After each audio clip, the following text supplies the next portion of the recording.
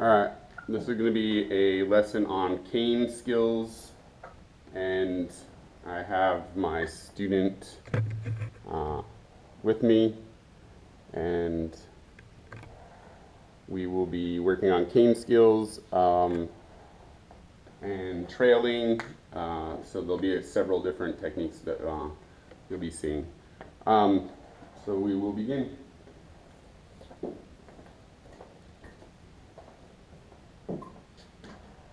I have to use a fake name. Okay. So your fake name in my reports is Lane Frost. Oh, wow. I'm gonna have to remember that. No, it's okay. I just let you know. No, that's fine. So if I say the word, if I say I have Lane with me, Okay, that's Yeah. good. Absolutely. Yeah. I have to remember that for the alias. all right. So first thing when we're using a cane, the position we want to be in is, if you move over a little bit to the center of the hall, we're just working on cane position. So you're going to take the cane and hold it in your right hand, thumb on the flat section of the cane. Okay. Then you're going to want to put the handle about where your belly button is. So if you pick it up and pull it to your belly button, and then just push it forward until it falls to the floor. So that's the desired position. That's the standard position for using the cane. And we do what's called two-point touch. Okay? Two-point touch, you touch to the left of you, just past your shoulder, and then to the right of you, just past your shoulder, keeping that in the center of your body. So just practice that.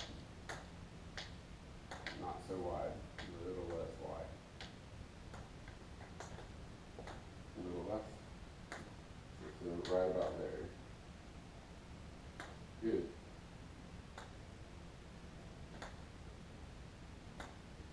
All right, and keep doing that for a little bit longer.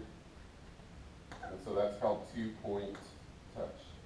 The reason we want to keep it between your shoulders, or at least your shoulder width, is because if you're walking and there's a post and you don't swing wide enough, your shoulder could run into it, or the wall or whatnot. Okay, so we swing shoulder width at least, and then further if you choose. You don't want to swing so far that you're hitting each wall, because that would just be silly and quite odd. So we don't want to swing all the way to hit the walls. If you are trailing a wall, you'll be closer to it. Okay, good. Okay. How does that feel? That position? Is that hard to hold? It's not hard, but it's Awkward? awkward, yes. Okay. So the other position, and you can stop tapping for now. Okay. The other position that we can hold it in is if you take your arm and put your arm a little bit closer to your side, off to the side of you. And that's sometimes easier for some of the vets to do. So if you go ahead and move your cane over so that it's mid-line, the tip of it is about where your belly button would be. So that's your center position right there. Okay? And that center position allows you to swing to your right and then to your left. So to your right, it's going to feel like you only have to move a little bit, and then to your left, it's going to feel like you got to move a lot. Okay? Just when it's off to the side, versus when you have that cane right in front of you. Okay? So there's several reasons why the vets like this. One, some of them have a hard time holding it in front of them. Okay? Two,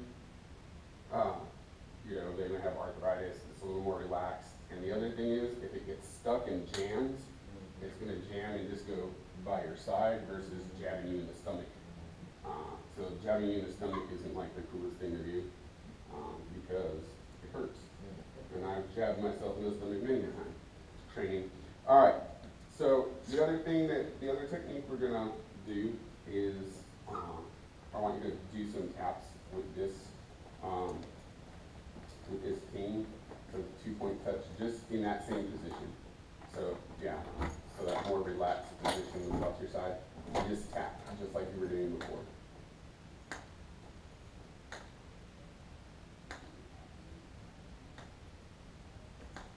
How does that feel compared to the other?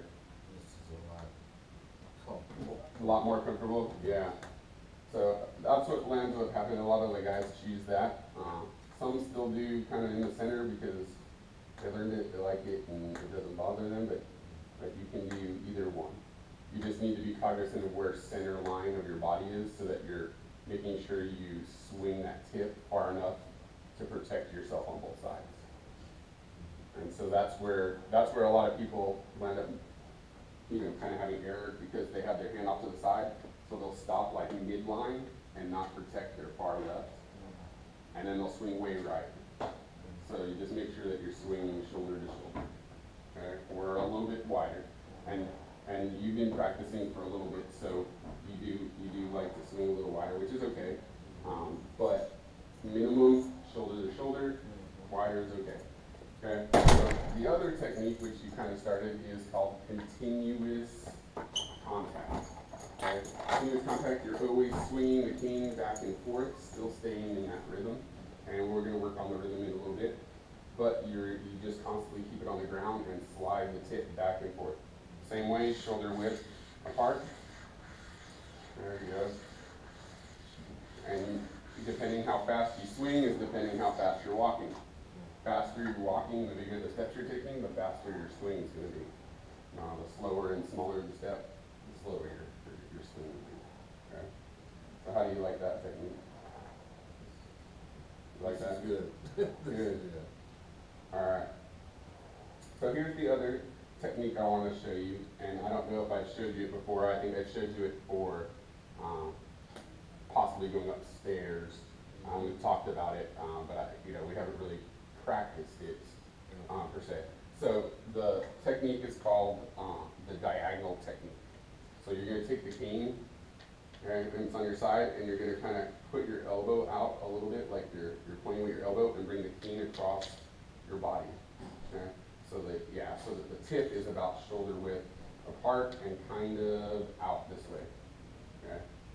And so you can keep your hand in closer because it's a little more comfortable, but that's just kind of the way you can get it in there real quick is you pop your elbow out. And that's diagonal technique. Okay? So there's several reasons you can use this. One, you can use it to trail a ball. So that when you're walking, you're just sliding along and you don't have to swing, but you're protecting yourself. A lot of people use something, this kind of technique at their house because it's familiar. You're just making sure, like if they have kids or something that is not stuffed in the way or whatever, or someone moved their furniture, not on purpose to make them run into it, but just moved it. So that's one of the techniques. You could also use it like if you're walking down the aisle at like a store, and you're just kind of following the shelves. The other thing you could use it for is if you're like maybe in a classroom and you're just walking between desks and you don't want to trip over a backpack or something, you can kind of have it out and it kind of keeps you from hitting people or whatever. But there's another one we're going to do too. Okay. The other technique is close quarters technique. Okay. And so I want you to hold the cane in the regular position just to start. And to get into close quarters technique, what you're going to do, there's two ways it's going to be a pencil grip. It's going to be the easiest way to do it. So you're going to move your cane up into a grip like a pencil. You're going to slide down a little bit, and then you're going to just hold the cane same way, kind of like in that modified diagonal, and you're just going to keep it there like that for you. Okay? So that allows you, like if you go to like a gift shop, we'll have to pack stuff all close. You're in there, so you can kind of have that way you're not running into anything. So that's kind of blocking it, and then if there's something in the way. Laura, please come to the kitchen upstairs. Laura, come to the kitchen upstairs. Thank you. That way you'll know if something's in the way. So everything about the cane is all about protecting your lower body, and that's the protection you need the most. Because when you're walking forward, you can see stuff that's up here and stuff, and you're not too worried about the upper, but for the lower part, we want to make sure we're not kicking or tripping over stuff and stuff like that. So that's what's called close quarters technique. And you don't necessarily have to pop your elbow out with it. You can keep that elbow in there and you just choke up a little bit more on the cane. And you can either keep it on the ground or lift it up a little bit. With the roller ball, it's easy because it just kind of rolls. So if you don't have a on there, you can lift it up just barely, or just barely touching the ground. So how does that feel? You just gotta get a comfortable position for you. Yeah. And once you find that position and you use it several times, it'll work. Mm-hmm. A lot of people use this around their house too. They'll just carry the cane so, you know, that they're just making sure that they don't bump into anything or whatnot. So once you learn your house, a lot of people don't even use their cane. We suggest you just keep it, you know, with you, just whatever. Okay. So that's one of the other techniques that we use in close quarters. We haven't had a lot of close quarter stuff that we've done so far, but we're going to see that when we start going to the stores and stuff. And so you'll need to use close quarters. So this is what I'm going to have you do. Okay. What I want you to do is we're going to turn around and face the other direction. And I want you to walk down the hall, trying not to go into any walls. So you're just going to walk straight, and you're going to use your 2-point touch. That was the tapping, right? Side to side. And I want you to do that down the hallway and then come back. And I'll be walking along with you. Right. Try to stay in the middle of the hallway. If you veer off, you'll know because you'll hit the wall. Not with your body, but with your cane, because you're doing the 2-point touch. So when you're doing 2-point touch, it's a good way to move fast down something. A lot of people use it, and especially like hallways, because you can move quicker, most people. And then the other reason is that it'll allow you to know if you're veering and hitting into something. Okay, so whenever you're ready, take on off.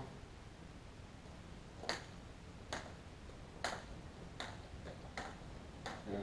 So we want to make sure we stay in step.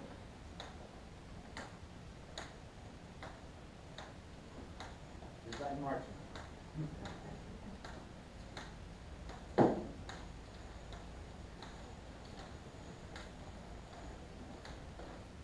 Alright, stop. Turn around. So we're going to make sure that when we're doing this step that we are in step. And in step, when our left foot's forward, the cane is on the right. When our right foot's forward, our cane is on the left. Okay? So whatever foot you're going to start off with, put the cane on the other side. So if you're going to step with your left first, keep the cane on the right. That way you start in step. Alright. Whenever you're ready, go on through. Good.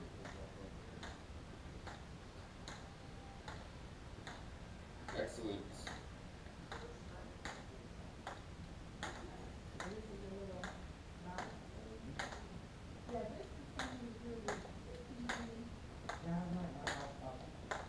Good job.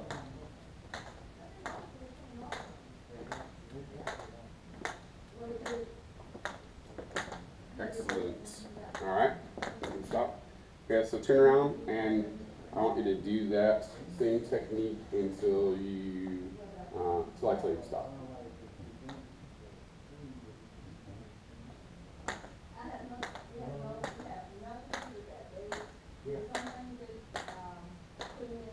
All right, stop. Okay, go ahead and turn around. So the next one I'm going to have you do is the continuous contact. Okay, and so that's the one you use a lot with the roller ball. And if you want to go ahead and just swing a little bit to get your swing first, keep it in whatever position you feel comfortable, and that's going to be the best for you because you'll use it better and you'll do it more often correctly. Excellent. Same thing with this one. We're going to stay in step. Okay, so if it's left foot forward, the cane's going to be on the right. Right foot forward, cane's going to be on the left. Okay. So you can go ahead and turn around and go that direction.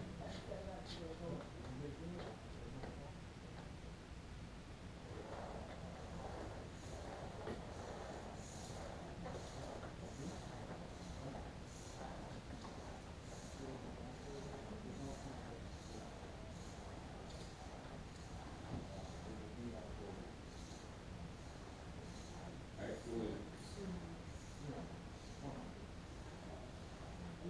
All right, go ahead and stop.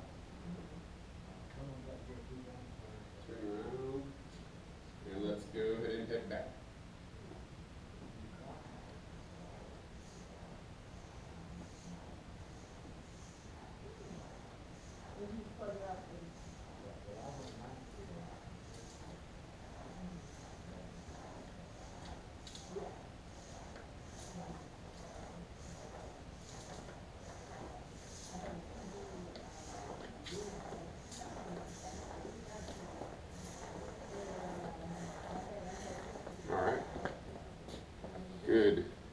Excellent. Turn around, and you're going to use the same technique, continuous contact, until I tell you to stop again. Okay, the same thing. Do what? You said continuous Yeah, contact? same technique Okay. here. I'm just going to position you in a good spot for teaching, Okay, for our video actually. okay. That's all. So whenever you're ready. All right, stop. Turn around. All right, so this time what we're going to try is doing the diagonal technique and trailing the wall with it. Okay? Yeah, so you're just going to have the same grip, pop that arm out a little bit. Okay? There's two things that does when you pop that elbow out a little bit.